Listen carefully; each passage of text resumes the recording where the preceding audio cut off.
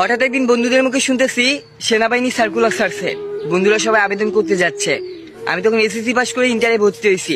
ভাবলাম আমি কি আবেদন করতে যাব, আবার ভাবলাম আমি তো গরিব ঘরের ছেলে, আমাকে কি 8-9 লাখ টাকা দিয়ে পরিবার থেকে চাকরি দিতে পারবে। সবকিছু ভেবে তাও বন্ধুদের সাথে চলে গেলাম আবেদন করতে। আবেদন করে আসছি, বাসার লোক জানতো না। হঠাৎ একদিন আমার ফোনে SMS আসছে, অমুক তারিখে আমার ইন্টারভিউ দিতে যেতে হবে। সত্যি বলতে তখনও আমার পরিবারের লোক জানতো না আমি যে সেনাবাহিনীতে আবেদন করছি। সেদিনও নিজের মতো করে সবকিছু গুছিয়ে নিয়ে চলে গেছিলাম সেনাবাহিনীর মাঠ করতে, চাকরির ইন্টারভিউ দিতে। সত্যি বলতে সেদিন আমার পরিবার মানুষগুলো জানতো না আমি যে চাকরির ইন্টারভিউ দিতে গেছি। সবাই জানতো আমি কোচিং এ গেছি। ঠিক প্রতিদিনের মতো 11টার সময় কোচিং শেষ করে বাসায় চলে আসবো। আর সেদিন 11টা ওভার হয়ে গেল। আমি সেনাবাহিনীর 11টা পদক্ষেপ গ্রহণ করতেছি।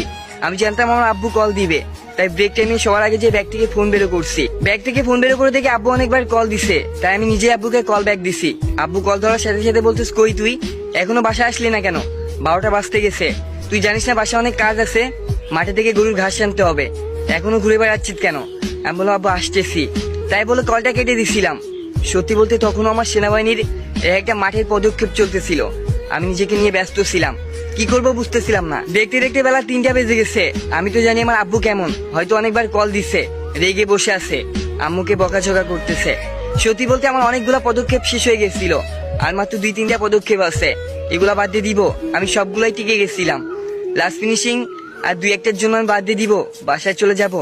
আমি সবকিছু ভুলে যেয়ে নিজের চাকরির উপর ফোকাস করলাম, ইন্টারভিউতে ফোকাস করলাম।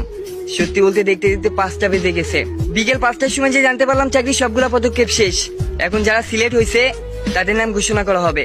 সত্যি বলতে 5-6 হাজার মানুষের মধ্যে মাত্র 13 জন টিকেছিলাম। আর এই 13 জনের মধ্যে 3 জন বাদ দিয়ে দিবে, 10 জনকে তারা সিলেক্ট করবে। একে একে সিলেক্ট করার সবার নাম ঘোষণা করতে শুরু করলো। 6 জন পার হয়ে গেছে, আমার নাম বলতেছে না।